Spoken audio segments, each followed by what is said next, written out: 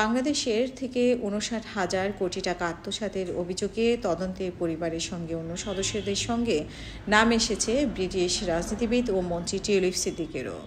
বাংলাদেশে দুর্নীতি দমন কমিশন এই তদন্ত পরিচালনা করছে। টিউলিপ সিদ্দিকের ব্রিটেনে ক্ষমতাসীন লেবার পার্টির সদস্য, এমপি এবং প্রধানমন্ত্রী কেয়ার স্টারমারের নেতৃত্বাধীন সরকারের অর্থ ও নগর বিষয়ক মন্ত্রী। তার বিরুদ্ধে অভিযোগ, তিনি ২০১৩ সালে বাংলাদেশের পারমাণবিক বিদ্যুৎ কেন্দ্র নির্মাণে রাশিয়ার সঙ্গে একটি চুক্তিতে মধ্যস্থতা করেছিলেন, যেখানে প্রকল্পের ব্যয় বাড়িয়ে ধরা হয়েছিল।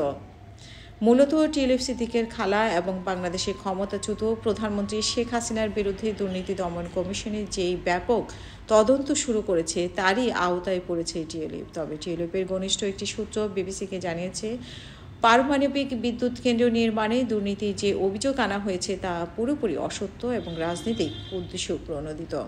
সূত্রটি আরও বলেছে, টিউলিপ এবং তার খালা শেখ হাসিনার ক্ষতির জন্য এই অভিযোগ সাজানো হয়েছে। 10 ডাউনিং স্ট্রিটের পক্ষ থেকে জানানো হয়েছে, টিউলিপের উপর প্রধানমন্ত্রী কেয়ার স্টারমারের আস্থা রয়েছে এবং দুর্নীতি বিরোধী পদক্ষেপগুলোর দেখাশোনা করার ক্ষেত্রে তার দায়িত্ব অব্যাহত থাকবে।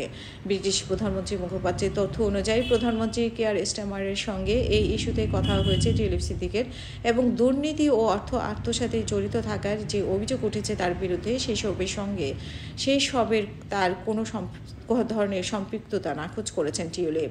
বাংলাদেশের কোনো রাজনৈতিক সিদ্ধান্তের সংশ্লিষ্টতা থেকে তিনি বিরত ছিলেন বলেও বিবিসিকে জানিয়েছেন ব্রিটেনের প্রধানমন্ত্রীর কার্যালয়ের মুখপাত্র। শেখ হাসিনা বিরোধী একজন রাজনীতিবিদ ববি হাজ্জাজের করা অভিযোগের উপর ভিত্তি করে দুর্নীতি দমন কমিশনের তদন্তটি চলছে। অনুসন্ধানের জন্য এখনও টিউলিপের সঙ্গে কমিশনের যোগাযোগ হয়নি বলেও জানতে পেরেছেন বিবিসি। দুদক শেখ হাসিনার বোন শেখ রেহানা সহ তাদের পরিবারের বেশ কয়েকজন সদস্য ও আওয়ামী লীগের সরকারের জ্যেষ্ঠ বেশ কয়েকজনের কর্মকর্তার বিরুদ্ধে তদন্ত শুরু করেছে।